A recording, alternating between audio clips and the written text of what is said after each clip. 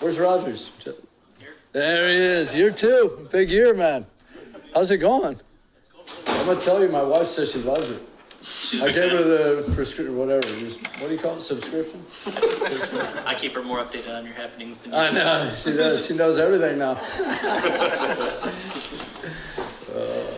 Let's maybe just start with the obviously big change with the kickoff this year, going to the 35-yard. Do you think that will significantly increase the amount of returns we see next year? Yeah, I would say significantly. I'm excited about it. A year ago, the touchback being at the 30, and then I think, as you guys saw at the end of the year, the average drive start 29.5 or something like that. So there was no real benefit. If you wanted to be average, there's no benefit to obviously kicking the ball off or returning it. But this year, if you said the average is a 29.5 and the touchback's a 30, then obviously statistically it's saying, okay, we need to return the ball, or if you're on kickoff, they really dictate the play. You need to kick it off and force these guys to return it. So I'm fired up. It's going to be great. We're going to get a ton of plays. I think it's going to change, quite a bit. You just say, 4 or 5 kickoffs in a game at least, or kickoff returns. That's 5 to 10 more plays. And then not only that, but really you're talking your drive start for either your offense or your defense. And you have a chance to make a significant impact on that drive start, which everybody would agree. I mean, the league's been trying to push it out for a reason because it equals points. So it's going to be great. It'll be fun. With a full season to kind of study it and actually have the time to really digest, how teams played that play. How much better do you feel about just kind of scheming it up? The body types, might have changed versus the full throttle guys down the field to those short area guys. Yeah, so, I feel great about it. I feel like I know the play much better than a year ago, obviously, or I'd hope so. Don't give myself too much credit. But, yeah, I definitely feel like I have a much better grasp for it. We will definitely play the play a whole lot different than we did a year ago in a lot of respects, not only like just obviously forcing the return, which we didn't do a ton of a year ago for a lot of different reasons, but just how each player will play it. We'll play a lot more on the attack, a lot more aggressive, a lot more trying to create negative field position for those guys and kind of play conservative and not give up the big play was a little bit more of our mentality a year ago while we kind of learned more about the play. And then a big part of that, too, was with Jake Bates kicking off. That wasn't necessarily his strength going into the season. We didn't want to add a whole lot to his plate, and it was going to be like the kick may change throughout the course of years, so now we're saying, okay, kick it like this, okay, kick it like that, okay, kick it like this, and then, by the way, hey, let's do a great job of kicking field goals for the first time in the National Football League, and so maybe not a great formula. So we kind of stayed away from some of that to help him a little bit, to be honest with you. But he was out there today kicking these balls. He looks great doing it, so I'm excited. How much do you of the old guard here, so to speak, with Ben moving on and Deji moving on? What do you sense just about the group, the staff, how much things may stay the same, and just kind of where it comes from the top down about what this organization is about and what the goals are? Yeah, so old guard, I mean, I did have an eye appointment yesterday. No, I mean, you hit 50 and then everything changes. Gosh, I get those little cheaters. I get 1.5 and then it goes to 2.0 and then, but yeah, no, obviously for me, number one, I would say I feel very fortunate to be here. It's a great organization. I know you guys all know that I love Dan Campbell and love working for him, and feel very grateful with that. I would never take one day in this building for granted, and I say that to the players all the time. But for me, I'm living a dream, and I really mean that every day. It's incredible, especially this time of year. The weather's getting good. I mean, this is why we live in Michigan. I think, there's been a bunch of change, obviously, with coaching staff and all that. But from my perspective, just seeing it in my shoes, I think some of it's good. You got these younger guys, some guys coming from college.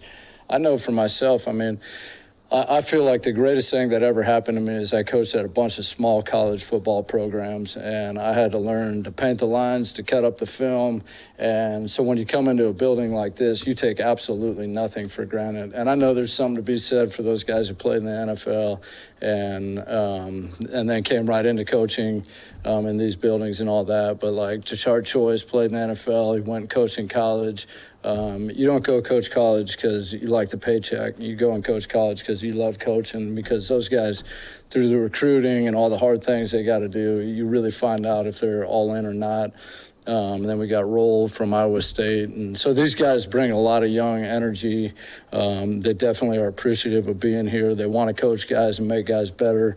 I think when you come from college programs, there's a lot to be said for development, especially in the old days. I mean, you were really working hard to develop talent. And so it's exciting to watch those guys go out there and coach. For me, I enjoy watching coaches and learning from coaches. And so seeing their young, youthful energy, I love. What gives you the confidence that losing two main coordinators in a program like this, that nothing will skip a beat? Yeah, well, the biggest thing for me would be number one, Dan Campbell. And then number two, we got a bunch of really good players in that locker room. I know I said last year, this game's all about the players. But I've said that a million times, really ever since I started coaching in this business. And it's the truth. I mean, if you have good players, you got a chance. If you don't have good players, it can get really difficult really fast. So that obviously speaks to Brad Holmes and all those guys too, and the job that they've done here. Every year's a challenge. It's never going to get easier in this league. It always just gets harder. But we're excited for that. You just mentioned your admiration for Dan. This will be year 5 for you coaching under him.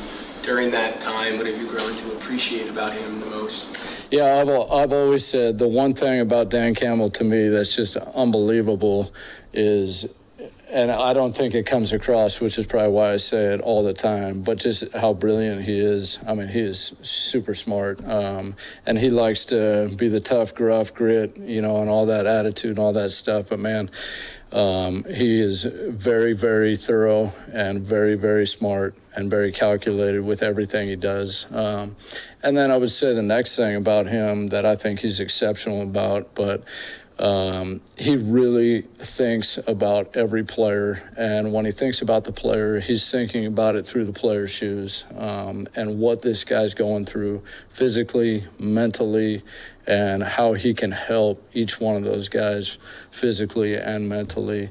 And he does that better than any guy I've been around by far. I mean, he spends more time thinking of it. I'll get like the random call from him, and it'll be like, hey, what do you think about playing this guy here? And it'll be like Sunday at 9 a.m. And I'm like, well, I was actually just trying to make sure I took care of my family and my wife, and we got to church and we went home. But yeah, what I think of it, that's a pretty good idea. He's thinking about it all the time. I love it. Brad said he could let you take over drafted in the last couple of rounds, so I'm just curious, what do you think you did there? Dan Jackson, love it. How do those guys maybe? Yeah, no, I'm excited about those guys. I think the one thing that Brad understands, and he understands this very well, is like those down-the-line draft picks, if they really can't play on special teams, it's hard to keep them around. And then if you can't keep them around, it's hard for them to develop. And a lot of those guys are getting drafted there because they need time to develop. And I said this when I was in Philly. They said, we got to develop players. We got to develop players. We got to develop players. And I'm like, well, the National Football League is really not about developing players. I hate to say that. And no one likes hearing that, but it's the truth. You can either come in here and help or you can't. If you can't help, there's no place for you. And so we really don't have time to develop you. Now, that being said, there's a little caveat to that. And it's like, if you can help right now on special teams, then you can buy yourself some time to develop. And I've seen that with a number of players. I give these rookies a presentation every year, and it's like the undrafted free agents that I've been around, and they've all gone on to make a lot of money and play for a long time, and they've all become positional starters, and a bunch of them are still playing. And my point to him is they didn't start off playing offense or defense in the position all these guys know that they're playing right now. They started off playing special teams, and that bought them some time to develop, earn a reputation, get an opportunity to go play and show what they could do. And then when they got that opportunity, they stepped up and made some plays, and then they took care of the rest. But really, it's through special teams that kind of gives you a chance to do that. If the guy can't play on teams, he's not active on game day, nobody wants him around, coaches are frustrated, the front office is frustrated because coaches don't want him around, don't like him, so I would say I give him a lot of credit for kind of being ahead of the curve, or at least in front of it, or very on it than a lot of guys are. With Grant Stewart and what he can add to the team this year. Yeah, we're fired up about Grant. Obviously, we played against him a year ago. When we played against him, all the guys in the room knew, like, man, this guy plays with his hair on fire. He's got, a lot of energy. He's a tough out every single play. When he's in coverage, whether it's punt or kickoff, he's making the tackle or he's showing up around the ball. And he's going to demand a lot of resources from the opponent. So I would say that's the biggest thing. And then getting to know him, seems like just a great guy. We've just started to work together a little bit here in the offseason. The way he practices and does every drill, you can see, like, okay, it's the same way he plays the game, which is kind of what the great ones do. So it's been fun to be around him. I'm excited to get around him a little bit more, see what kind of roles we can get him into and all that.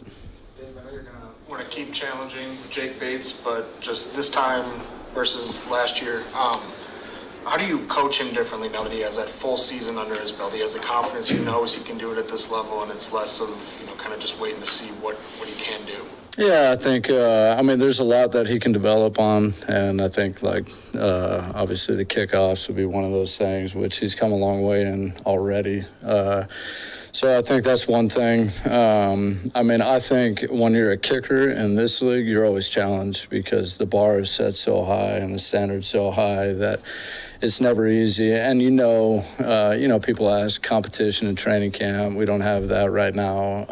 Does that bother me? Not at all. If you're one of these guys, it's right around the corner. And I always say the toughest competition is when you don't know who it is. And that means the guy's not on your team, he's somewhere else, and you're competing against a guy you don't even know. Because obviously we're always evaluating everybody.